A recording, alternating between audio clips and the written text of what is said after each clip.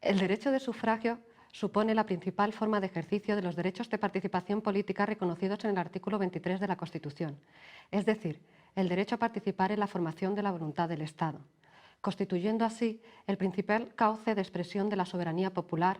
y, en definitiva, de legitimación democrática de las decisiones públicas y de las instituciones del Estado. En el artículo 23 de la Constitución se reconocen las dos manifestaciones del derecho de sufragio.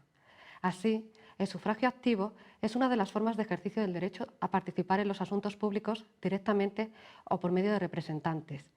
mientras que el sufragio pasivo es el contenido original del derecho a acceder a los cargos públicos representativos, del artículo 23.2 de la Constitución. La norma fundamental ha señalado los principios que definen el derecho de sufragio activo. En este sentido, el artículo 68.1 de la Constitución para la elección del Congreso de los Diputados, el artículo 69.2, aunque únicamente para la elección de los senadores provinciales, y el artículo 140, referido a las elecciones locales, establecen que todos estos procesos electorales se verificarán por medio del sufragio universal, libre, igual, directo y secreto. Y la ley electoral se ha encargado de precisar con exactitud este mandato constitucional. En relación a la calificación del sufragio como universal, tenemos que decir que esta definición del sufragio como universal nos remite a las condiciones de ejercicio y titularidad del derecho de sufragio, de manera que el legislador, a la hora de configurar los titulares del derecho, no puede establecer restricciones que no se encuentren vinculadas a la propia capacidad política y civil de los ciudadanos, terminando así con una larga lista de restricciones que han existido históricamente motivadas en la capacidad económica, el sexo o incluso en motivos ideológicos o religiosos que han existido en la vida del Estado constitucional. El artículo 13 de la Constitución concreta quiénes son los titulares de los derechos de participación política, y entre ellos el sufragio, lógicamente, correspondiendo, como es sabido, a los españoles, salvo la propia excepción que establece el artículo 13 de la Constitución en relación a las elecciones locales, pues en las elecciones locales podrán ser también titulares del derecho de sufragio los extranjeros, siempre y cuando se respeten las condiciones de reciprocidad. En las elecciones autonómicas se exige además la condición política de ciudadano de dicha comunidad autónoma. Esta condición viene fijada de manera idéntica en todos los estatutos de autonomía y para ser ciudadano de una comunidad autónoma lo único que se exige es la vecindad administrativa en la misma, es decir, la residencia. En cuanto a la concreción de los requisitos para poder ejercer el sufragio, debemos acudir al artículo 2 de la Ley Electoral. La LOREC establece que el derecho de sufragio corresponde a los españoles mayores de edad que no se encuentren en ninguno de los supuestos de incapacidad electoral previstos en el artículo 3.2. En este sentido, desde el punto de vista subjetivo, el derecho de sufragio se define por la confluencia de una serie de requisitos. El primero de ellos ya nos hemos referido, sería la nacionalidad. En segundo lugar, la mayoría de edad, que está fijada en la mayoría de edad civil, con lo cual, a partir de los 18 años, se presume que toda persona es capaz de decidir políticamente, y una vez cumplida la mayoría de edad, los únicos supuestos que pueden privar del ejercicio de este derecho de sufragio pues sería la falta de capacidad civil o la falta de capacidad penal. Para ello tenemos que remitirnos al artículo 3 de la Ley Electoral. En concreto, el artículo 3 de la LOREC establece como causas de incapacidad electoral, pues en primer lugar, la condena a la pena principal o accesoria de la privación del derecho de sufragio durante el tiempo que dure la condena. En segundo lugar, la declaración de incapacidad en virtud de una sentencia judicial firme. Y en tercer lugar, el internamiento de la persona en un hospital psiquiátrico siempre que exista autorización judicial. La primera, por tanto, de las causas de incapacidad electoral sería la condena a la pena privativa del derecho de sufragio activo. Sin embargo, debemos precisar que desde la reforma del Código Penal del año 1995 ya no existe la pena de privación de derechos de sufragio activo, con lo cual esta causa de incapacidad electoral ha desaparecido. En relación a la declaración de incapacidad por medio de sentencia judicial firme o bien al internamiento de una persona en un centro psiquiátrico, pues la declaración de incapacidad civil de estas personas debe ser,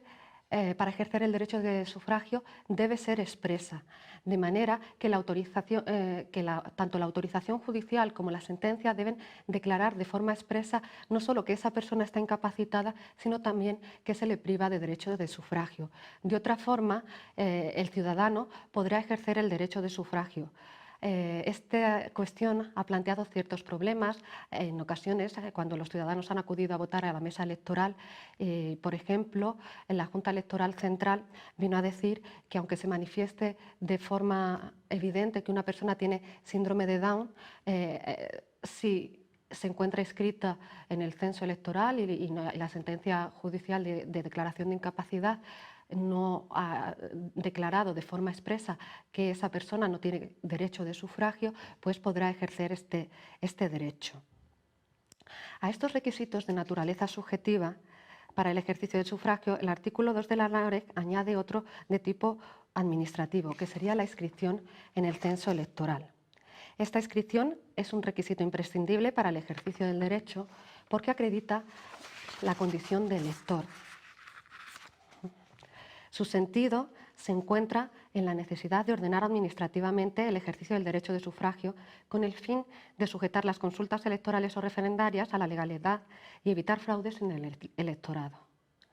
Por último, debe mencionarse que en las elecciones locales, la reciente reforma producida en el año 2011 de la ley electoral ha supuesto una restricción al derecho de sufragio activo de los emigrantes españoles en las elecciones locales, al condicionar el ejercicio de este derecho al requisito de la residencia en España. En concreto, en la actualidad, la ley electoral, para poder votar en este tipo de elecciones, exige figurar inscrito en el censo electoral de españoles residentes en España. En segundo lugar, decíamos que el sufragio es calificado por el constituyente como igual. Aunque esta definición de sufragio como igual parece implícito en la noción de sufragio universal en cuanto a atribución a todos los ciudadanos, sin embargo no se identifica con su contenido. El reconocimiento de sufragio universal vino unido a la implantación del voto plural o múltiple, con el que se pretendía modular su efectividad atribuyendo un mayor peso a la opinión de determinados electores. Frente a estas formas privilegiadas del ejercicio de voto, las constituciones del periodo de entreguerras empiezan a recoger el principio de voto igual, reflejando así la lucha política contra las distintas formas legales de sufragio desigual vigentes. Este contenido a la igualdad de voto se deduce de lo dispuesto en el artículo 4.2 de la Ley Electoral, en el que se dice que nadie puede votar más de una vez en las mismas elecciones. Sin embargo, existe una tendencia doctrinal y jurisprudencial de origen alemán, que trata de dotar de un contenido material a este principio de igualdad de voto, entendiendo por tal que los votos deben tener una misma influencia o al menos una influencia equivalente en la elección. Esta igualdad del valor de voto tiene un contenido objetivo y se traduce en una limitación al legislador al configurar el propio sistema electoral, especialmente en el momento de la distribución de los escaños o bien en la configuración de los distintos elementos del sistema electoral, de manera de que todos los sufragios tengan las mismas posibilidades de éxito en el resultado de la elección. La tercera característica que nuestra Constitución atribuye al sufragio es que éste debe ser libre. El hecho de que exigir la libertad en el derecho de sufragio nos viene a remitir a la condición de que los votos deben ser fruto de la decisión libre y consciente del ciudadano. En una aproximación al tema podría decirse que para que podamos hablar de un voto auténticamente libre, debe garantizarse primero la existencia de una pluralidad de opciones entre las que el ciudadano puede elegir entre candidatos que compiten libremente por la captación de sufragio. También que esta elección sea fruto de la decisión propia del elector, de manera que no venga impuesta por terceros con violencia o coacción, ni obedezca a una influencia ilegítima en la formación de la decisión del elector, lo que presupone que los ciudadanos puedan disponer en este proceso de una información libre, completa, objetiva y neutral sobre las distintas alternativas políticas.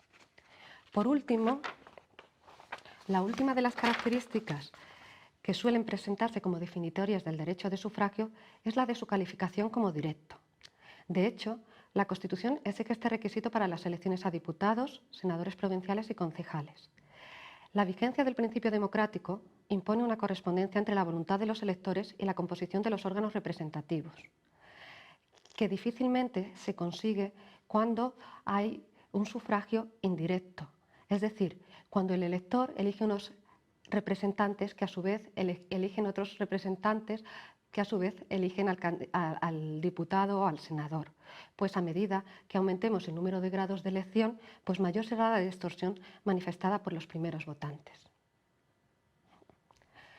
En relación al otro contenido del derecho de sufragio, el sufragio pasivo,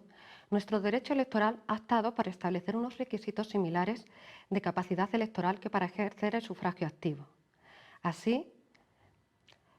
el artículo 6.1 de la Ley Electoral prescribe que son elegibles los españoles mayores de edad que, poseyendo la cualidad de elector, no se encuentren incursos en ninguna causa de inelegibilidad.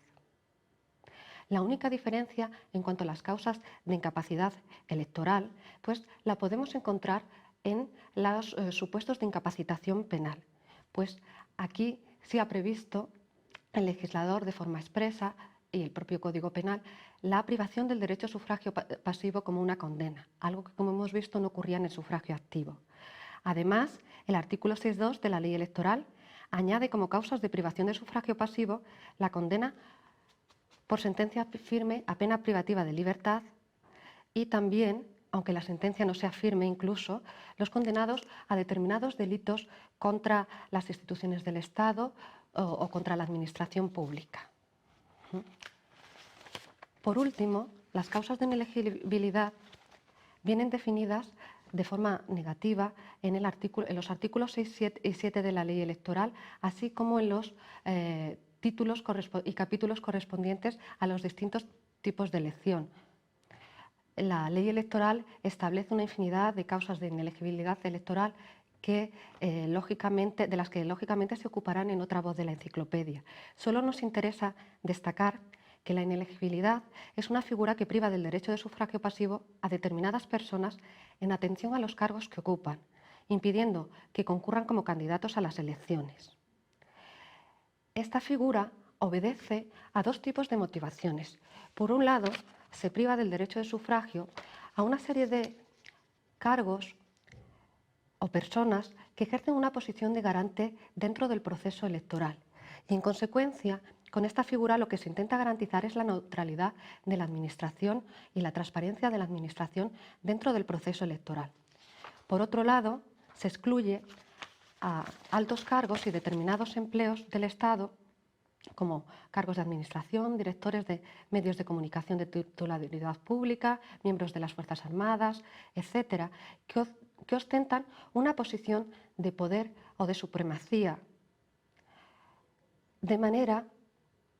que en el ejercicio de sus funciones pues pueden incidir en cierta forma en el proceso de construcción interna de la voluntad del elector. En definitiva, se trataría de evitar una situación de influencia que puede producirse si se permitiese a quien desempeña un determinado cargo público participar en la elección. Para terminar, solo nos resta decir que la inelegibilidad se produce en aquellas personas que incurren en algunas de las causas que describe la ley electoral en el día de la presentación de candidaturas o bien en cualquier momento posterior anterior a la elección.